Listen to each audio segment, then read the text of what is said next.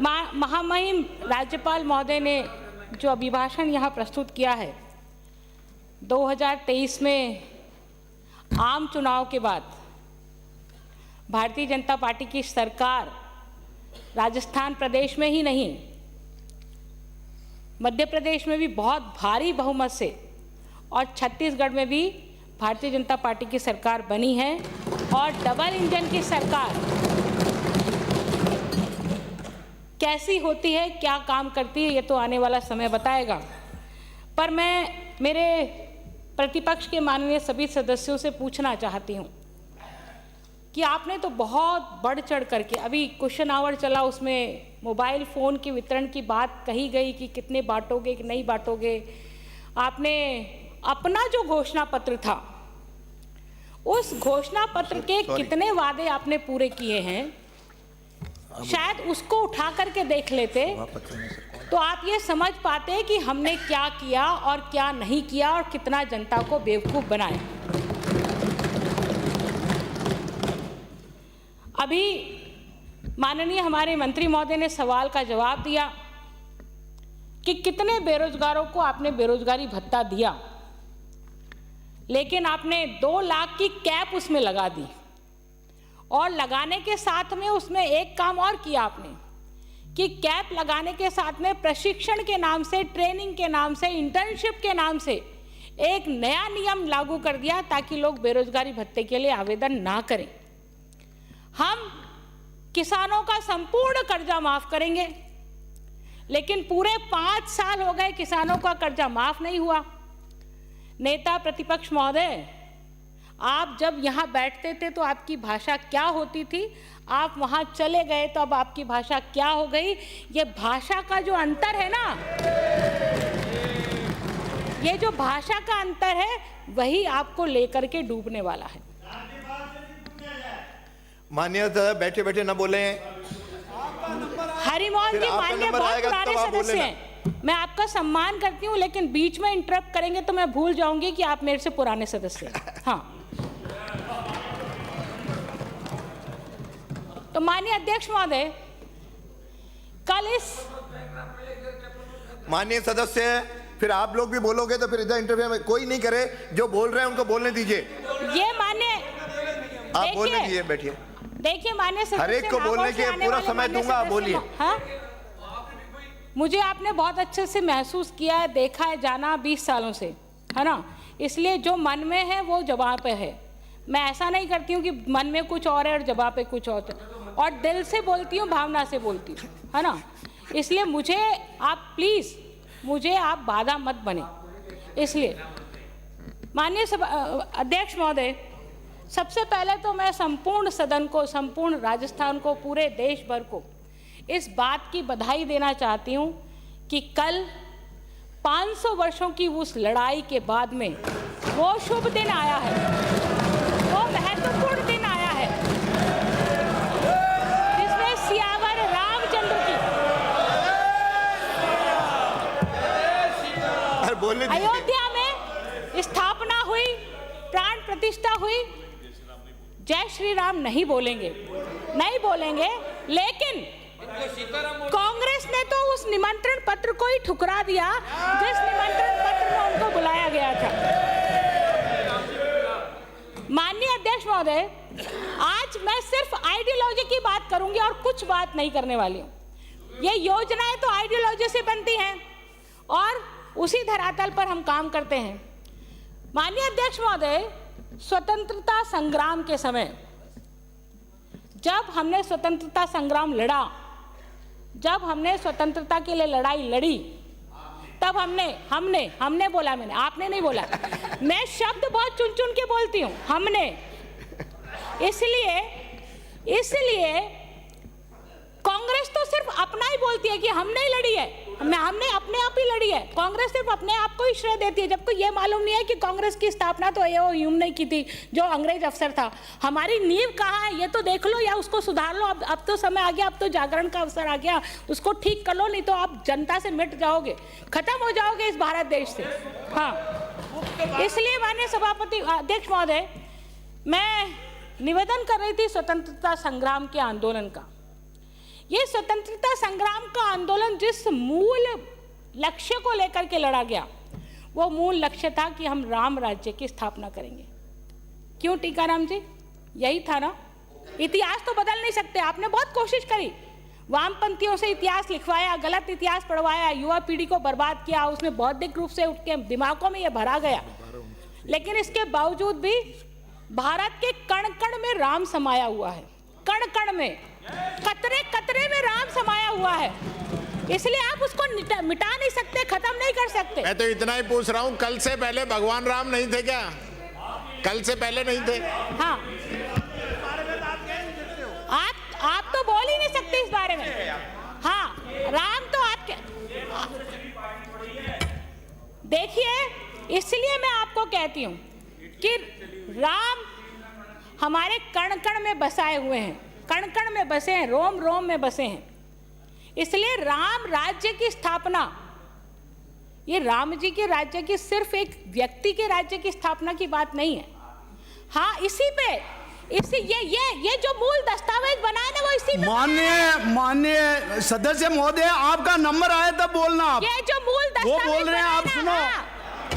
ये मूल दस्तावेज इसी पर बना है, इसी विचार पर ये मूल दस्तावेज बना है। हाँ, इसलिए मेरे को मालूम है ये खड़े होंगे, प्लीज और खड़े होंगे तो मिट भी जाएंगे, ये इनको मालूम है। माननीय सभापति महोदय, कल जब वो आयोजन हो रहा था तो एक कांग्रेस के नेता मेरे को बुलाने आए कि बहन जी आप आइए, और वो कांग्रेस के नेता ऐसा नहीं थे, सरकार के कार्यकाल में उपकृत थे। सरकार ने उनको नॉमिनेट पार्षद बनाया था, बहुत सीनियर लीडर थे, तो मुझे बुलाने आए कि हमारे क्षेत्र में राम मंदिर मूर्ति की स्थापना हो रही, प्लीज़ मैडम आप आइएगा। तो मैंने उनसे पूछा, आपने तो राम जी का न्योता ही ठुकरा दिया यार, आप कैसे राम मंदिर की स्थापना कर रहे हो, राम जी के दरबार की स्थापना क्यों कर रहे हो? अरे बहन जी जाने दो ना, अब वो हमारे सोनिया गांधी क्या सोचती, ये मैं क्या करूँ, अब यहाँ तो हमको आप लोगों के साथ ही रहना है। तो ये जवाब है, ये जवाब। माननीय सदस्य महोदय, वो जो बोल रहे हैं उनको बोलने दो, आपका जवाब आएगा, आप बोलो ना। जब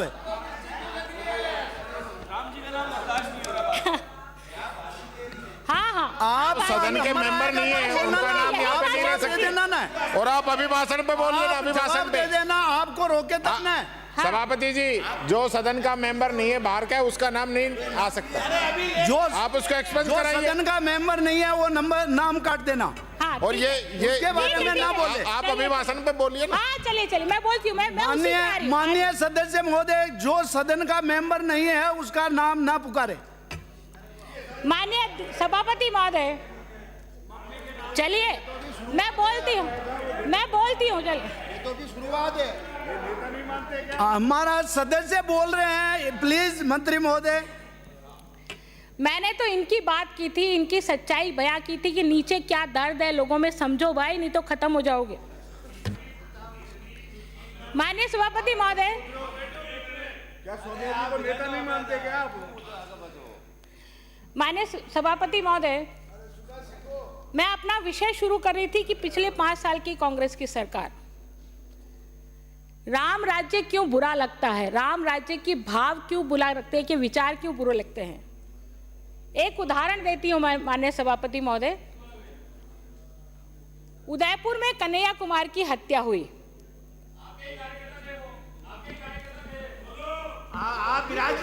प्लीज प्लीज, अरे आपका जवाब उनको रोको नहीं यार, आपका मौका है तब बोलना ना।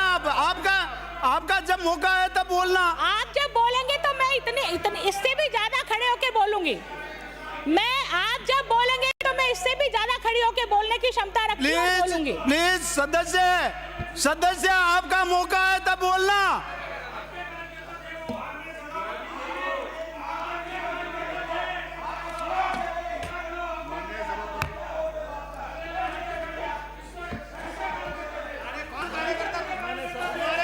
अरे आपका नंबर आया तब बोलना। घोगरा जी, सदस्य महोदय, आपका नंबर आया तब जवाब देना।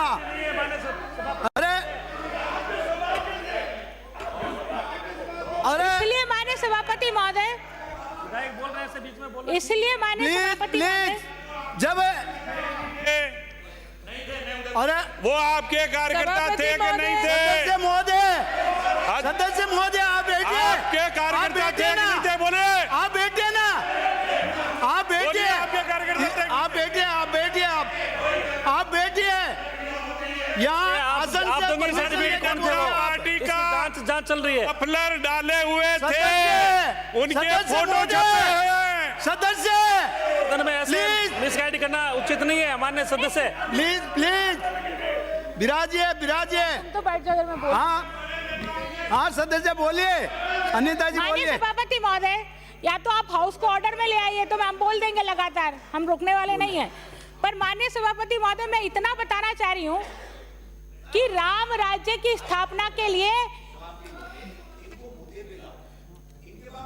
आप इनके आप अपना भाषण बोलना ना, आप बार-बार खड़े क्यों हो रहे हो? मुद्दा है ना, मुद्दा है, अरे! मुद्दा इसलिए है क्योंकि एक हिंदू की हत्या होती है प्लीज तो 5 सदस्य, लाख मुआवजा, कोई और ये एक इधर जो बोल रहे हैं मुसलमान ना की अनिता हत्या जी, होती है कोई तो भी खड़ा 50 नहीं लाख होगा। मुआवजा। ये अंतर है आपकी नीति में, ये आपकी व्यवस्था में अंतर है, और ये आपने अंतर किया, इसलिए वहां सामने बैठे हैं आप इसलिए वहां सामने बैठे हैं आप, क्योंकि कन्हैयालाल हिंदू था और जयपुर में मरने वाला मुसलमान था। ऐसे चलाएंगे आप शासन?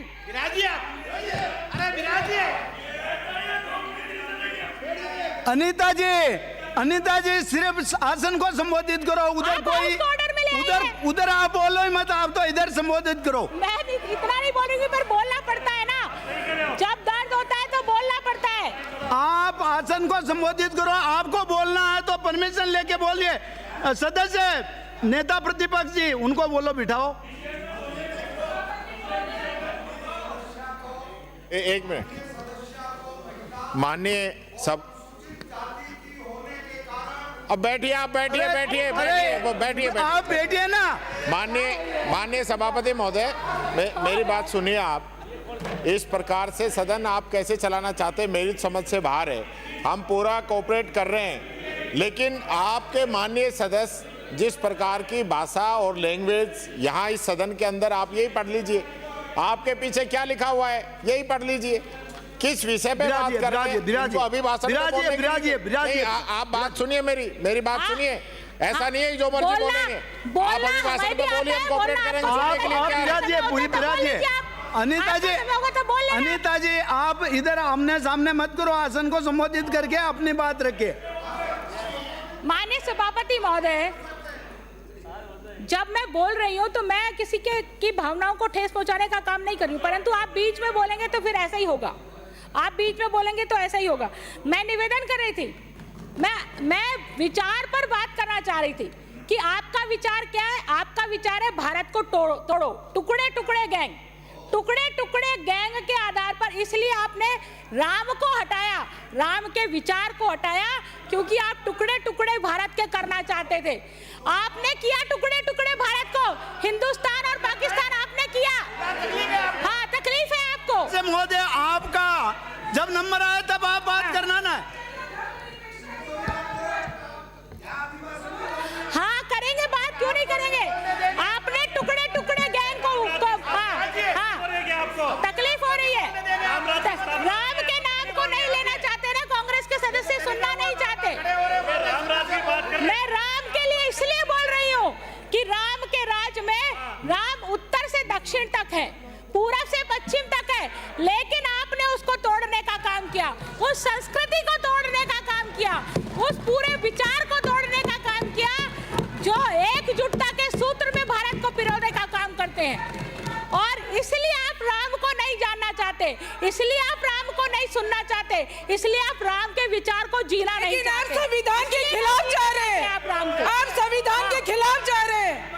मैं किसी के खिलाफ जा रही हूँ। धर्मनिरपेक्षता सिखाता है हमें, धर्मनिरपेक्षता की बात, हमारा संविधान हमें धर्मनिरपेक्षता सिखाता है, और हमसे आप शपथ लेते हैं, 50 लाख दिए, हम यहाँ पे शपथ लेते हैं। तो धर्मनिरपेक्षता की बात है तो 50 लाख कन्हैया कुमार को क्यों नहीं दिए? फिर 50 लाख दिए होते ना। धर्मनिरपेक्षता की बात है तो कन्हैया कुमार को क्यों नहीं दिए? जवाब दो मुझे, अनिता जी, जवाब दो मुझे। 50 लाख नहीं दिए, 50 लाख दिए, 2 नौकरी दिए। अनिता जी 50 लाख दिए, 2 नौकरी दिए। उधर मत बोलिए, आप इधर आसन को संबोधित कीजिए। चलिए माननीय सभापति महोदय, मैं तो आपसे इतना निवेदन करना चाहती हूँ।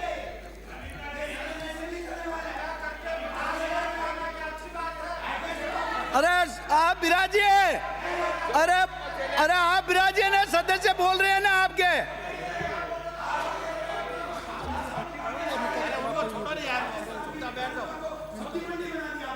आप सदस्य अनीता जी के अलावा कोई नहीं बोलेगा।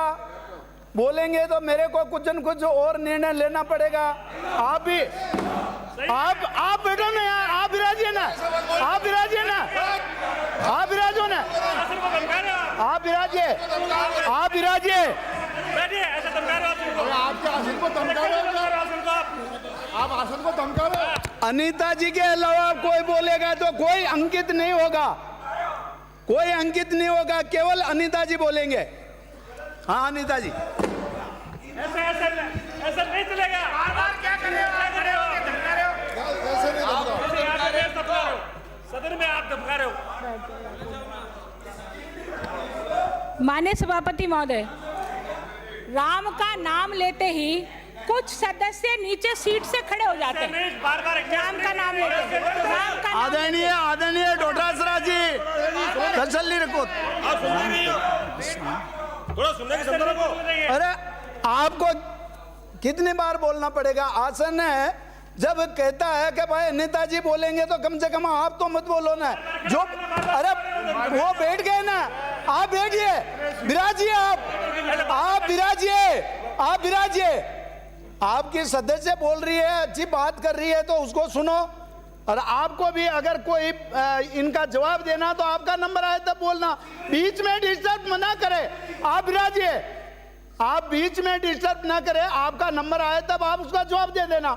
नेता प्रतिपक्ष बैठे हैं, सब एंट्री कर रहे हैं, नोट कर रहे हैं। आप नेता प्रतिपक्ष महोदय हर जो भाषण का आप नोट कर रहे हो जवाब दे देना, आपको मौका, पर्याप्त मौका मिलेगा। हाँ अनीता माननीय जी। सभापति महोदय, सभापति महोदय एक मिनट आप बैठिए। अभी ये आपके लोग देखिए। सभापति महोदय मेरी बात सुनिए, आप देखिए मेरी बात सुनिए। ये हाउस आसन पांव पे है, आप विराजिए, आप विराजिए, आप विराजिए, आप विराजिए। ये अरे ये वो सभापति जी आपके पीछे भी सब खड़े हैं, एक मिनट, सब खड़े हैं। एक मिनट रुको यार। एक मिनट। सभापति जी देखिए, हम इस विधानसभा के अंदर आए हैं राजस्थान की जनता की बात कहने के लिए। अब ये आप बीच में मत बोलिए, जनता सब देख रही है। अरे आज जिस प्रकार की व्यवस्था यहाँ सदन के अंदर जिस प्रकार से माननीय सदस्य कर रहे हैं, ये सदन की गरिमा के अनुरूप नहीं है।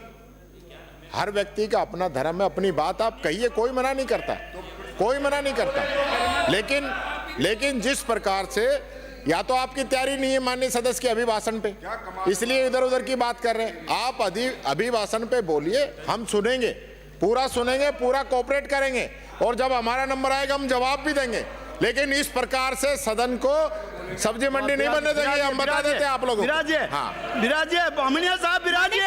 आपके नेता प्रतिपक्ष बोल गए ना, आप विराजिए, आप विराजिए।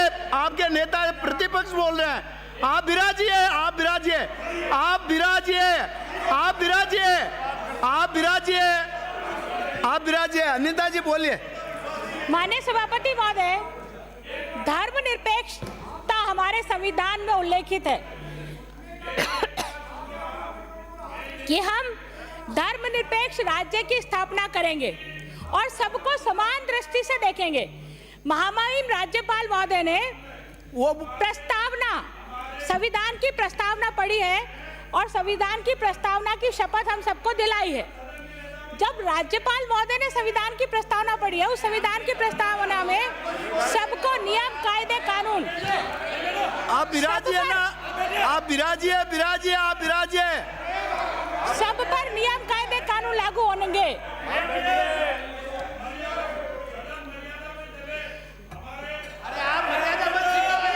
आप विराजिए, विराजिए, आप विराजिए।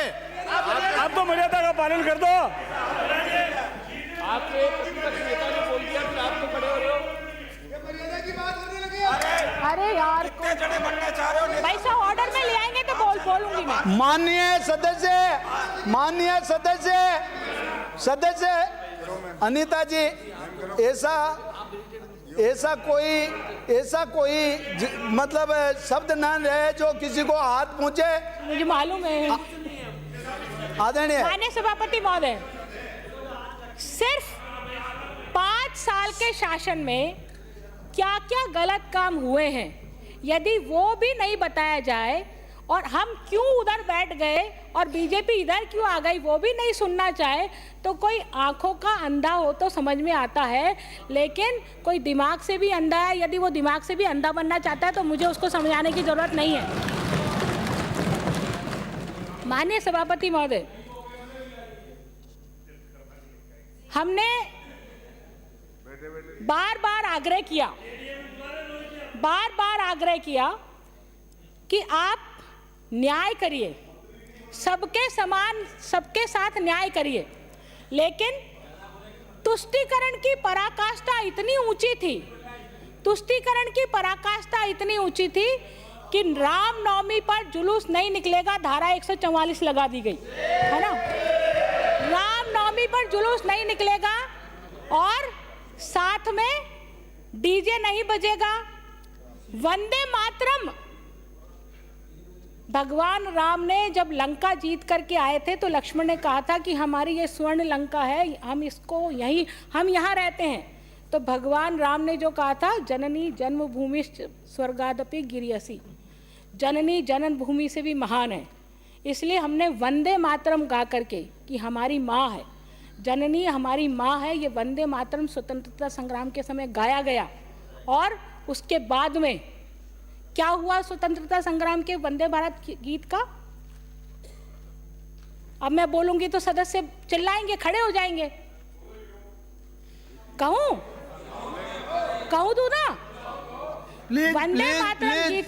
आप तो मैं मंत्री हूं, मेरी सरकार है तो मैं मंत्री हूं, आपके जैसा नहीं है कि मुख्यमंत्री और उप मुख्यमंत्री 5 साल। माननीय सदस्य आसन को संबोधित करें। इसलिए माननीय सभापति महोदय, इसलिए ये बात कहनी पड़ रही है कि आपने इस देश में तुष्टीकरण के कारण से, आपने टुकड़े टुकड़े इस भारत के हो जाए इसके कारण से, आपने जातिवाद का जहर इस देश में घोला, धर्म का जहर आपने इस देश में घोला। उस देश में जहाँ पर गंगा जमुनी तहजीब थी, वहाँ हमारे लोगों के मस्तिष्क में ये बात डाली गई शिक्षा के माध्यम से, है ना, उन विचारों के माध्यम से कि हम अपने को गौण समझे, तुच्छ समझे और हम विदेशों पर निर्भर रहे। नेहरू जी ने क्या किया था? यही किया था। फिर बोलेंगे कि नेहरू जी का नाम क्यों ले रहे हो? इतिहास तो बोल सकते हैं ना, इतिहास तो नहीं बोल सकते, इतिहास नहीं बता सकते। वंदे भारत गीत की पंक्तियां, जब वंदे भारत पूरा गाया जाता था तो उसकी पंक्तियां किसने कम कराई और क्यों कम कराई?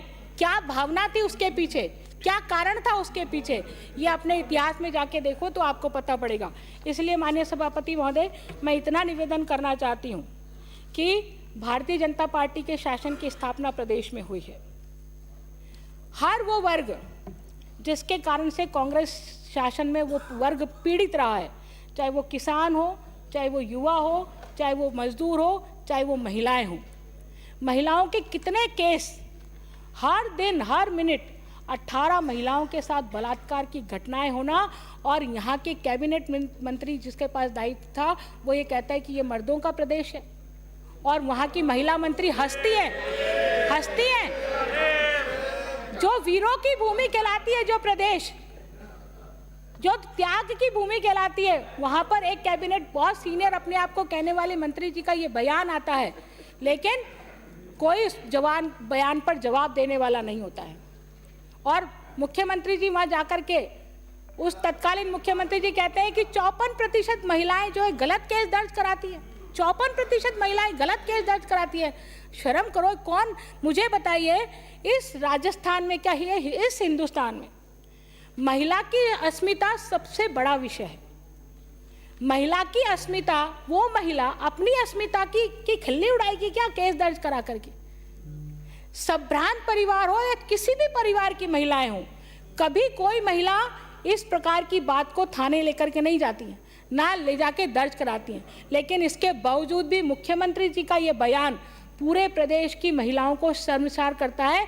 इसीलिए उन महिलाओं ने वोट की चोट से कांग्रेस को वहां बिठाया है।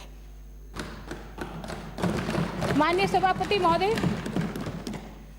हम यदि इस प्रदेश की अर्थव्यवस्था की बात करें, जैसा महामहिम ने अपने उद्बोधन में कहा है, तो इस प्रदेश की अर्थव्यवस्था को पटरी पर लाने की बजाय उसको पटरी से उतारने का काम इस कांग्रेस की सरकार ने किया।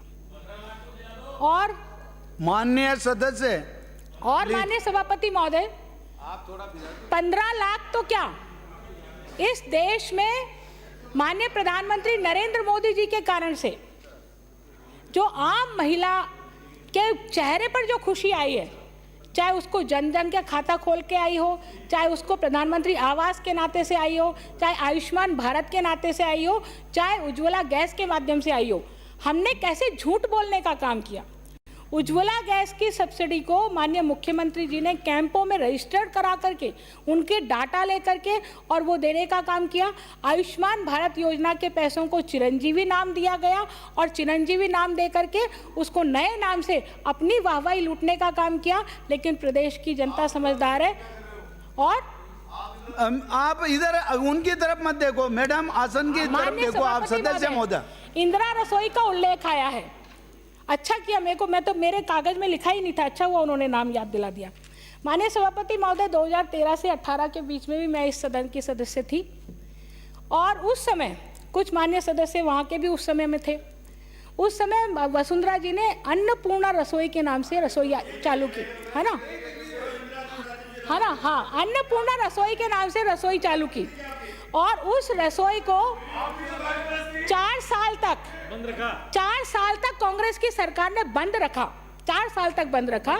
जब हमने बार बार सवाल लगाया, बहुत आग्रह हुआ, जब कोविड आ गया और लोगों को खाना खाने के लिए मुश्किल हो गई, लोग बेरोजगार हो गए, उस कोविड के बाद में इंदिरा गांधी के नाम से वो अन्नपूर्णा रसोई को पुनः शुरू किया गया। लेकिन वो हमारी लगे योजना कि कांग्रेस लेके आई है, मुख्यमंत्री जी की योजना लगे, अशोक गहलोत जी चाहते थे कि मेरे नाम से लोग पहचाने और उस कारण से उस अन्नपूर्णा रसोई का नाम इंदिरा रसोई कर दिया, उसका पूरा कॉन्सेप्ट बदल दिया।